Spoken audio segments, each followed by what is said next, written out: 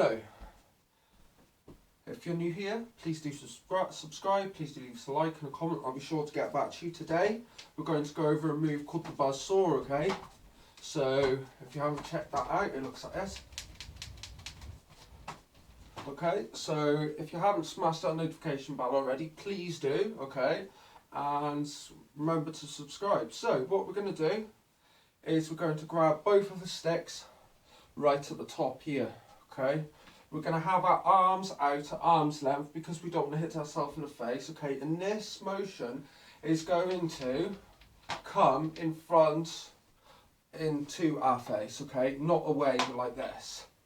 Alright, so it's going to come into our face. From there, what you're going to do, okay, is you're basically going to be moving this around in a circular motion like this. So you see how I'm lifting my hand up and down? You're also going to do the same with this. Okay, when you're lifting your hand up and down, yes? So now, what you're going to do is you're going to put all this together now. So remember, you're going to bring this up, have your arms extended, and you're basically going to move each hand up and down. Okay? And this is the buzzsaw. So, thank you. If you're new here, remember to subscribe, and I'll see you again next week. Amazing stuff.